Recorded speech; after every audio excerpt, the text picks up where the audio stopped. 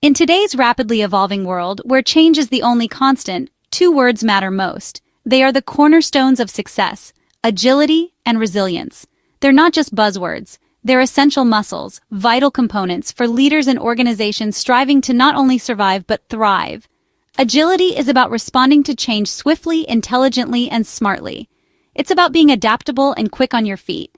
It's seeing around corners, anticipating future trends, letting go of what no longer works, shedding outdated practices, and empowering teams to experiment, to innovate, and to push boundaries.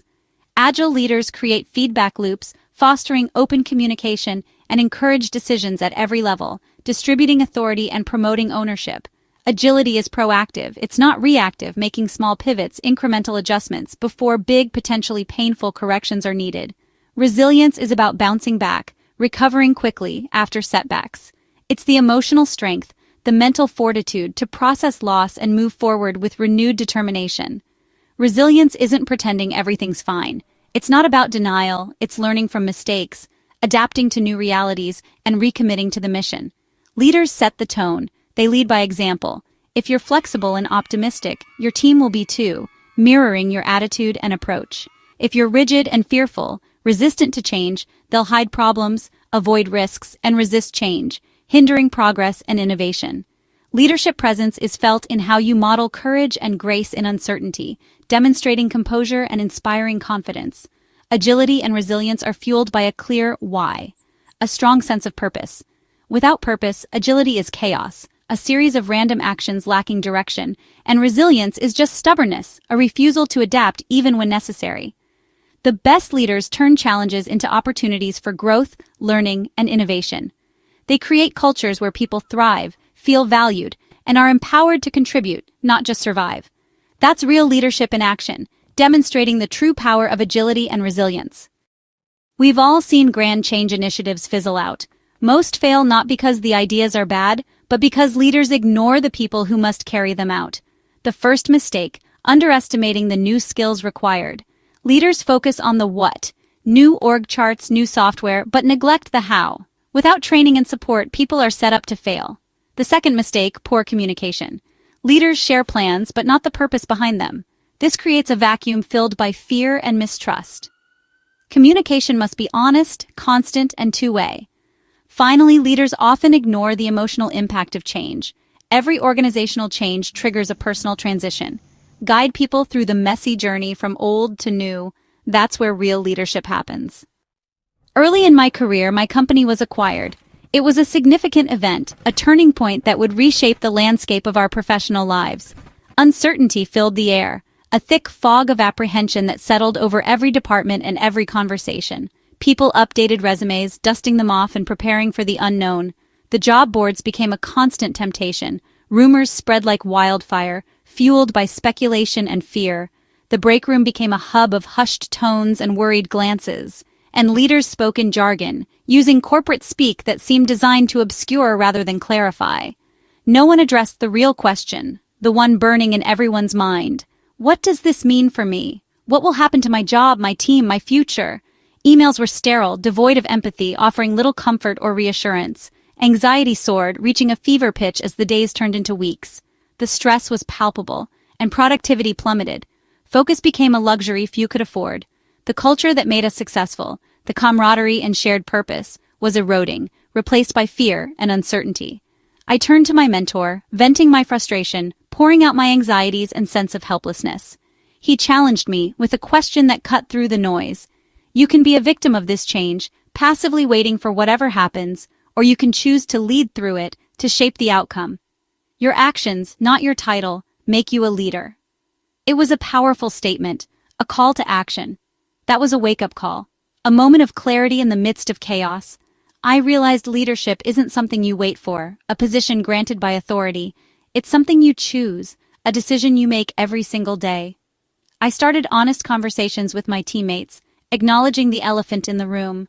I didn't have secret info. I wasn't privy to the inner workings of the merger, but I could listen and acknowledge their fears, offering a safe space to express their concerns.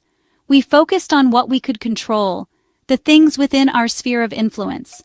Our work, the quality of what we produced, our commitment to each other, supporting one another through the uncertainty, and our clients, continuing to provide them with the best possible service. We built a small circle of trust amid chaos, a haven of stability in a turbulent sea. It didn't change the merger's outcome. The larger forces at play were beyond our control, but it changed our experience, transforming us from passive observers to active participants. We weren't just passengers, simply along for the ride. We became a crew, navigating the storm together, supporting each other every step of the way. Leadership is about stepping up, even when you're scared, even when you don't have all the answers. It's about creating safety for others, not just yourself, providing reassurance and support in times of uncertainty. In times of upheaval, small acts of leadership matter most. A kind word, a listening ear, a helping hand. You don't need a title to lead. You don't need a corner office or a fancy job description. You just need to care enough to act, to make a difference in the lives of those around you. That's how you turn fear into trust, by showing up, by being present, by offering support. That's how you weather any storm, by facing it together, with courage and compassion.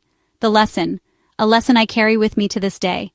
Leadership is a choice, not a position, a decision to step up and make a difference, regardless of your title or status. And it starts with you, with your willingness to take action. Every time. Every single time. Years later, I was the leader guiding a team through painful change. Roles were eliminated, jobs redefined, and fear was everywhere. My instinct was to shield my team from bad news, but I remembered how silence breeds anxiety. I chose honesty, even when it was hard. I gathered the team, explained the business realities, and shared the why behind tough decisions. I admitted I didn't have all the answers, but promised transparency and support. The room was quiet, not with fear, but with respect. The weeks ahead were tough, hard conversations, goodbyes, and uncertainty. But we maintained trust. We checked in daily, celebrated small wins, and treated everyone with dignity. Those who stayed helped define our new reality. We didn't just survive. We grew closer and more committed to our purpose. Leadership isn't about having all the answers. It's about being human, honest, and present. When you lead with why, you build trust that endures any change. That's what people remember. Looking back, I struggled with my own agility and resilience. I wanted stability, but leadership demanded I learn to navigate with a compass, not a map. The biggest lesson, every disruption hides an opportunity.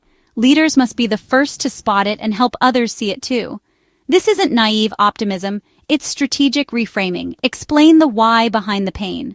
People endure struggle when they see the purpose. Without it, change feels arbitrary and personal. Connect every tough decision to a meaningful mission. Manage the emotional transition, not just the operational change. Give people space to grieve what they're losing. Involve them early. Make them co-creators of the future. Communicate with relentless openness. That's how you build the safety net for real change, and that's how you lead people through endings to new beginnings.